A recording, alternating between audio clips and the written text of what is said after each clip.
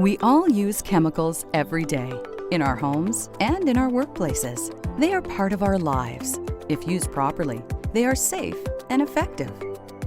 Industry relies on the powerful properties of chemicals for many things, such as to clean, dissolve, stabilize, and weld. However, if not handled properly, hazardous materials can cause damaging or deadly effects.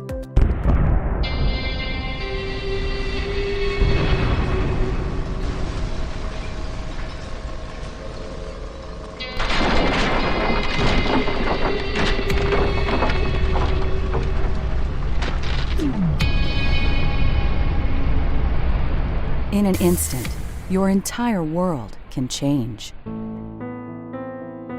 What you've just witnessed is a tragic death of a worker because of the improper use of chemicals. One tool in preventing injury or illness is WHMIS 2015. WHMIS stands for Workplace Hazardous Materials Information System. WHMIS is a Canada-wide system that was created so when you work with hazardous materials on the job, you have the information and training you need to protect your health and safety. WHMIS has now aligned with a worldwide system known as GHS. GHS stands for the Globally Harmonized System of Classification and Labeling of Chemicals. Its goal is to have common rules for labels and safety data sheets that are adopted around the world. This new WHMIS is called WHMIS 2015. A maintenance worker at a hotel was performing a routine task of shocking the pool, which involves adding a chemical to the pool to remove bacteria and contaminants from the water. He unknowingly spilled some of the liquid chemical onto the pool deck. A short time later, another worker came in and began to clean the pool tiles with another chemical substance. The chemical cleaner that was used was very powerful. Without knowing, he sprayed the powerful cleaning chemical onto an area that had spilt chemical from the pool. Suddenly, he was overcome with a burning sensation in his lungs. He gasped for breath and became disoriented. Little did he know that the combination of chemicals would create a reaction of gases that would harm him.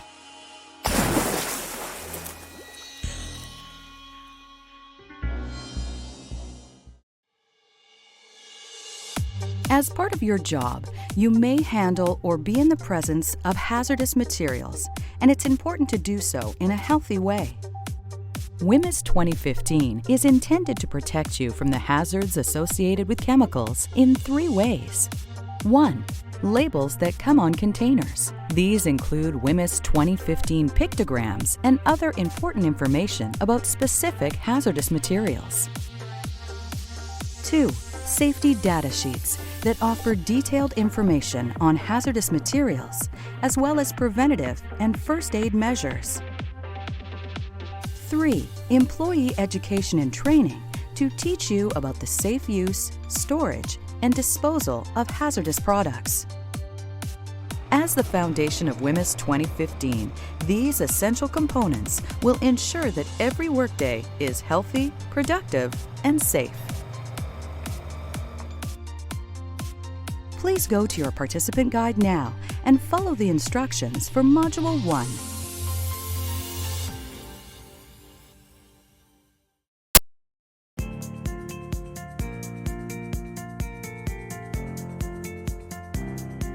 Hazardous materials in the workplace exist in a variety of physical states, such as solids, liquids, or gases. Depending on their original state and the types of processes they undergo, hazardous materials can be converted into other forms, including dust, fumes, smoke, mists, vapors. Think of your workplace and any of these forms of hazardous materials being produced by the work you do. A hazardous material can enter the body in 4 different ways. The most common way is through inhalation, by breathing them in. These toxins may be in the form of fumes, gases or vapors, mist, or tiny particles of solids floating in the air. Ingestion is the second leading way for toxins to enter the body.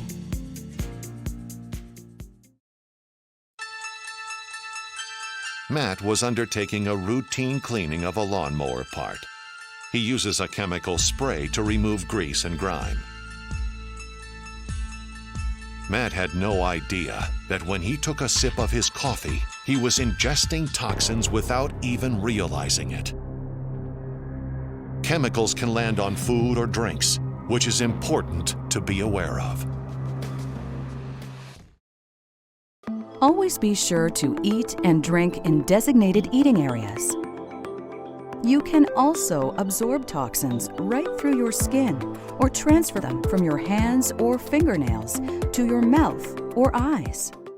The fourth and final way that toxins get in is by injection. This can happen when workers get cut by sharp objects contaminated with toxins that break through the skin. Toxins can be everywhere and where you would least expect to find them. The effects of exposure to hazardous materials may be noticed immediately, shortly after, or years later. Please go to your participant guide now and follow the instructions for Module 2.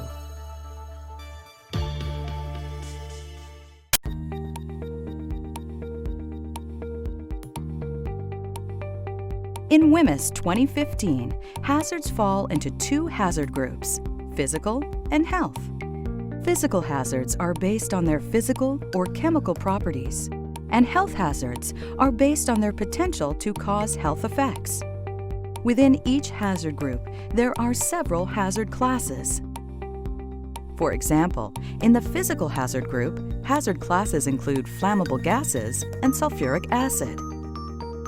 In the health hazard group, hazard classes include serious eye damage, such as eye irritation, and respiratory or skin sensitization. In order to provide more information on how severe the effect on the body would be to you, there are categories and subcategories found on supplier labels. The lower the category number or letter, the more hazardous the product is. For example, Category 1 is always more hazardous than a Category 2 or 3. And similarly, Category 1A is always more hazardous than a Category 1B or 1C. There are many ways for you to recognize hazardous materials in the workplace. You can get information from your employer or supervisor, WHMIS 2015 labels, safety data sheets, and pictograms. We will cover WHMIS 2015 labels and safety data sheets later in the program. Pictograms are used to illustrate the type of hazard or hazards associated with a product in a quick way and can be found on supplier labels and safety data sheets. Pictograms are graphic images that immediately show the user of a hazardous product what type of hazard is present. Pictograms are framed by a red square set on a point. They must also contain a black symbol inside the border with a white background. This symbol represents the potential hazard, such as fire, health hazard, or corrosive. There are 9 distinct WHMIS 2015 warning pictograms that cover all the various classes of hazardous materials you may encounter in your workplace. Flame over circle means oxidizing materials. Materials with this pictogram may release oxygen, making materials burn faster, causing fires to get bigger and hotter, and can cause other materials to suddenly catch fire and burn, sometimes even without an ignition source. When you see the gas cylinder pictogram, it means that the contents are kept under pressure and may explode if heated. In addition, a leaking cylinder can rapidly release extremely large amounts of gas into the workplace.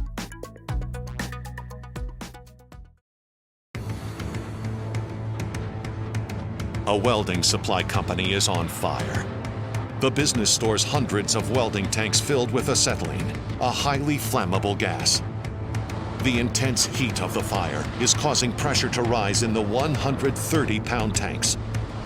Then, the first tank explodes and flies across buildings. Then another one and another.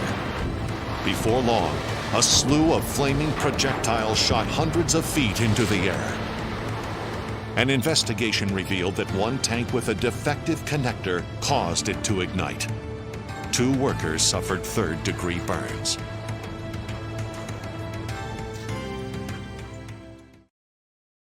Materials with the corrosion pictogram may react with metals and living tissue on contact. They can be in the form of solids, liquids, or gases.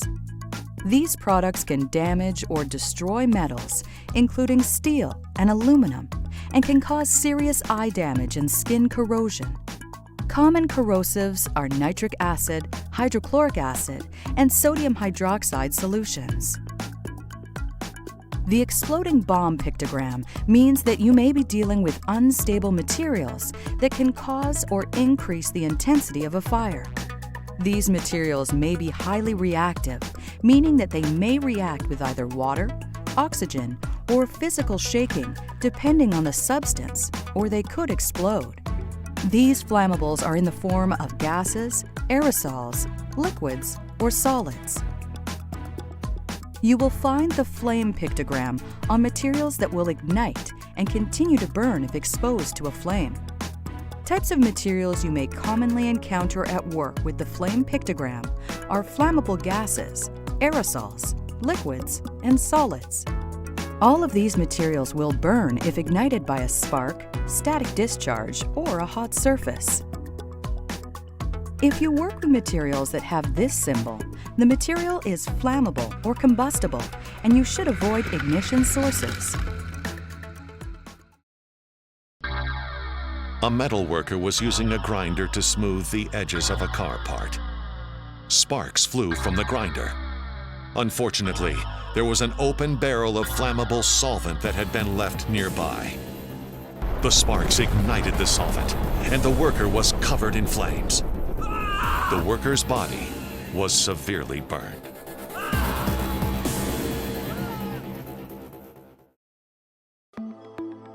The health hazard pictogram can be used to show the danger of serious health effects for a number of classes, such as acute toxicity, skin corrosion, or serious eye damage, eye irritation, cancer, or reproductive effects. Like the health hazard pictogram, the exclamation mark pictogram is used to show the danger of serious health effects, such as respiratory or skin sensitization, or specific target organ toxicity from a single or repeated exposure.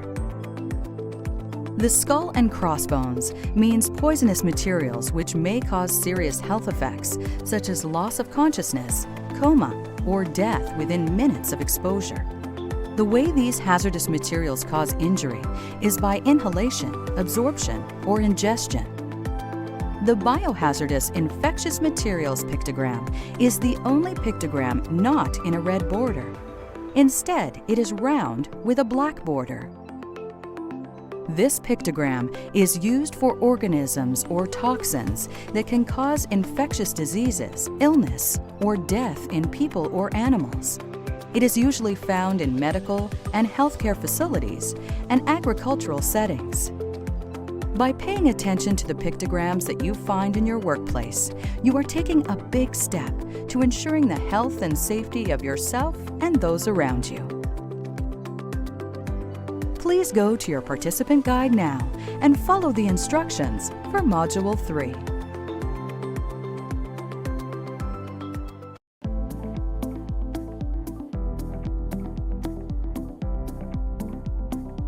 Labels are important because they alert workers that a product is potentially hazardous.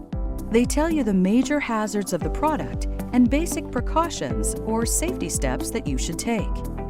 There are 3 main label types: supplier labels, workplace labels, laboratory labels. Supplier labels are placed on containers by the supplier or manufacturer of the hazardous material. They offer a concise summary of all the information you need to know about the products you come in contact with. There are 6 main components to a supplier label. Product identifier is how the hazardous product can be identified, which means the brand name, chemical name, common name, generic name, or trade name of the hazardous product. Initial Supplier Identifier is the contact information of either the Canadian manufacturer or the Canadian importer. Pictograms are the hazard symbols determined by the hazard classification of the hazardous product. Labels will show one of two signal words that indicates the severity of the hazard. The two signal words are danger and warning. Danger is used for more severe hazards. Warning is used for less severe hazards. The label will also have standardized hazard statements such as extremely flammable gas, contains gas under pressure, may explode if heated, fatal if inhaled, causes eye irritation, may cause cancer. The wording of the hazard statement helps to describe the nature of the hazard. In addition, precautionary statements provide standardized advice on how to minimize or prevent harmful effects from the product. There are many precautionary statements, such as keep container tightly closed, wear protective gloves, protective clothing, eye protection, face protection, or protect from sunlight.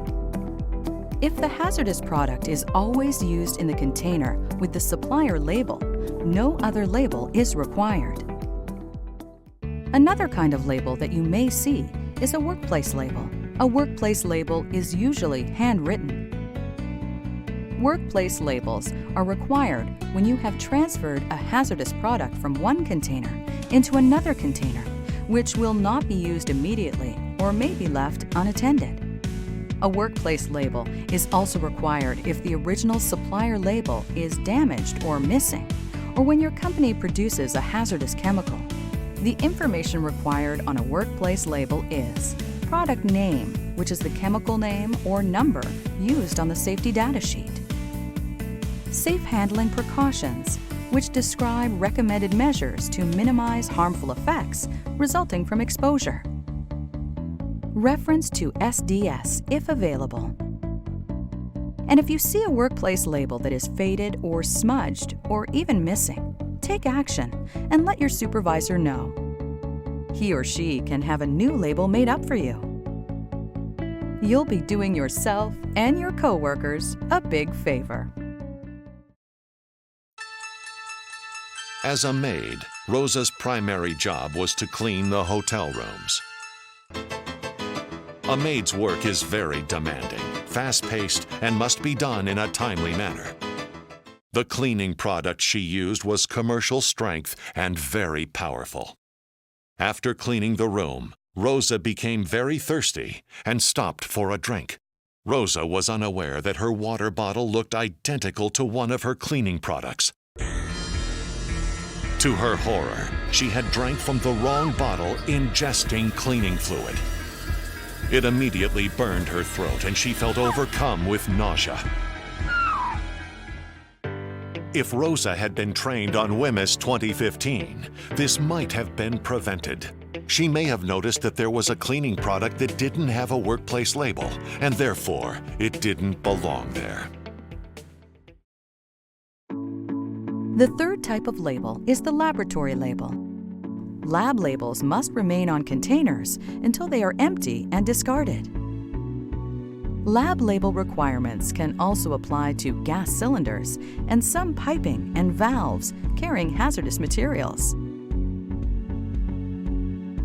Please go to your participant guide now and follow the instructions for Module 4.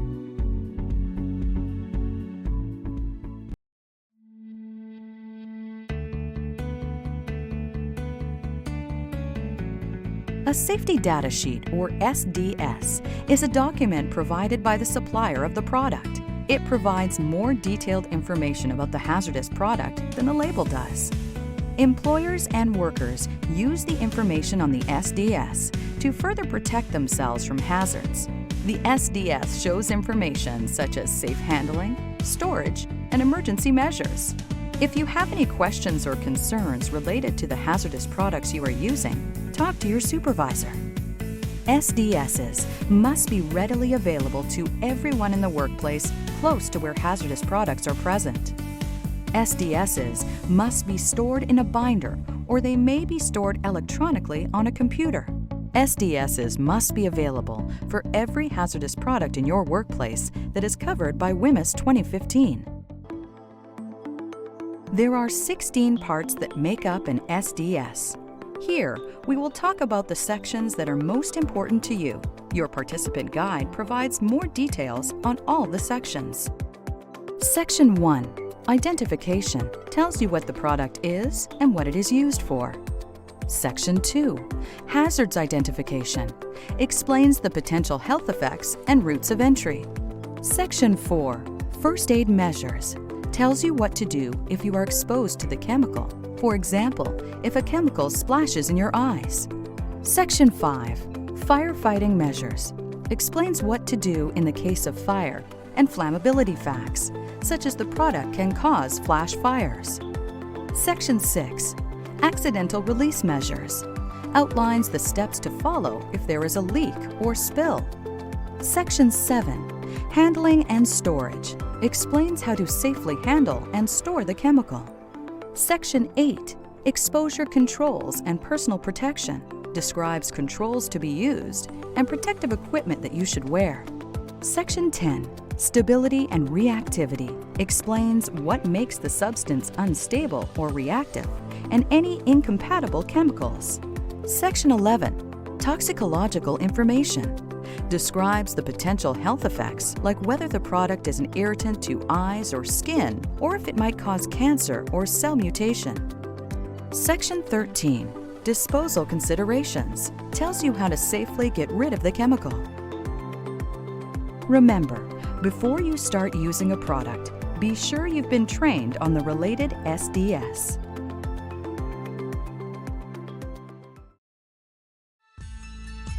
For many years, Sean worked for an auto repair company. His job was to repair parts that could be recycled for final assembly. Degreaser solvent was used to remove grease and dirt from the parts. Sean had worked with the chemical for years without proper safety equipment. He had no knowledge of the harmful effects of the material. Gradually, a serious problem occurred. Sean developed dermatitis, a painful skin disease that forced him to seek treatment. Sean didn't know it, but over time, the toxic chemical had entered his body through breathing as he inhaled vapors, through skin absorption while handling the degreaser without wearing gloves, and through swallowing while eating lunch. Sean's hands were often covered with the chemical, which he transferred to his food. Although Sean became ill, his doctor told him he was lucky. The toxic chemical could have affected his kidneys, liver, or other internal organs. If Sean and his supervisor had been trained on WHMIS 2015 and checked the SDS for the solvent he was using, he would have known that this class of chemical may cause long-term health effects. He would have known to wear the proper PPE to properly handle and store the chemicals safely. Sean was lucky, and today he is aware of the risks of working with chemicals and does it safely. Having a good understanding of WHMIS 2015 pictograms, labels, and safety data sheets is a big step towards ensuring that every day is a safe and healthy day in your work environment. Please go to your participant guide now and follow the instructions for Module 5.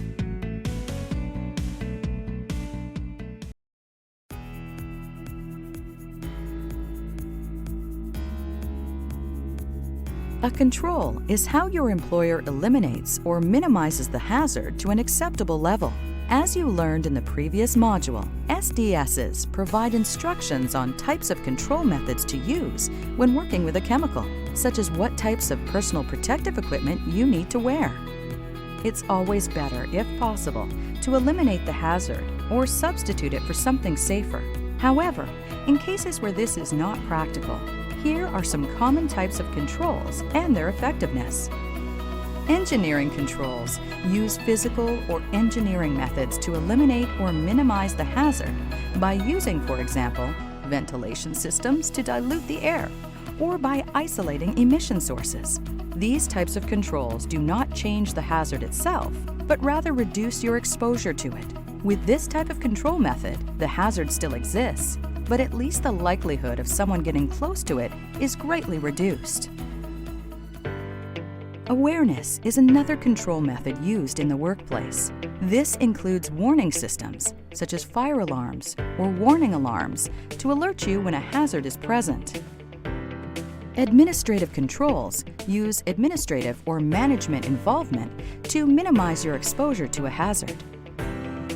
Your employer may do this through training, job rotation, work and rest schedules, and by ensuring that proper work processes are established and followed. Sometimes there is no practical way to reduce or eliminate your exposure to the hazard using the previous methods. So that leaves the last resort, wearing personal protective equipment or PPE. Personal protective equipment is any device worn or used by a worker to protect against hazards such as exposure to chemicals. Examples of PPE are respirators, gloves, eye protection, face shields, and foot protection. This type of control is the least preferable because the hazard still exists. There is always the possibility that the equipment may not be properly maintained or fit properly, or that workers may take it off because it's uncomfortable. On January 10th, Sylvia Moore went to work as usual.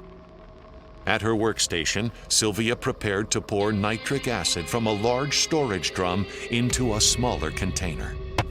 Sylvia was wearing her personal protective equipment, with the exception of her face shield. As she poured the chemical, it splashed in her face. Sylvia, with the aid of another worker, was able to get to an emergency shower station quickly. Onlookers called 911 to get professional help. Luckily, she took the correct first aid measures and only suffered minor burns. Had Sylvia worn the proper personal protective equipment, she would not have been injured at all. Sylvia learned the hard way. When you are handling a corrosive material, you can't afford to skip any safety steps.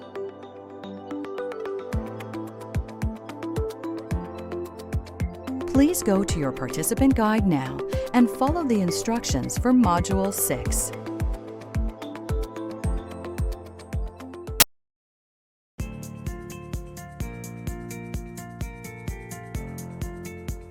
Under WHMIS 2015, workers, employers, and suppliers all have certain responsibilities. A supplier is responsible to ensure that an up-to-date label is attached to the container of a hazardous product before it is sold, and to provide an up-to-date SDS to the purchaser. Employers are responsible to ensure that all containers of hazardous materials coming into your workplace are labeled, and to prepare and attach a workplace label when required. Employers are also responsible to ensure that you are trained on both the generic parts of WHMIS 2015, such as labels and SDSs, as well as how to safely handle the specific chemicals that you may be exposed to at work. Employers are also responsible to make sure that SDSs are available to you. Supervisors play a critical role in your health and safety too. Just like employers, they are required to make sure you wear and use personal protective equipment, provide you with training and instruction on workplace hazards and procedures, and to inform you of any potential or actual health and safety hazards in the workplace. Both employers and supervisors are required to take all reasonable precautions to protect your health and safety. You are responsible to follow all health and safety instructions in order to protect yourself and others around you, to wear the equipment or protective devices or clothing that your employer requires you to use or wear, to follow the instructions on a workplace label and SDS, to check that a workplace label is attached when transferring a chemical to a new container, and reporting any unreadable or missing labels to your supervisor. If you work with hazardous materials, arm yourself with knowledge. If you need more information, make sure you read the labels and check the SDS. Talk to your supervisor if you have questions. Don't assume that what applies to one chemical would apply to another. Using the tools you've learned in this program and the training you will receive specific to your workplace, you will be able to enjoy all the benefits of a healthy and safe work environment.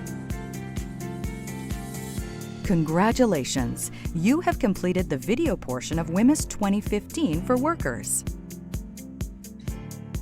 Next, please go to your participant guide and follow the instructions for Module 7.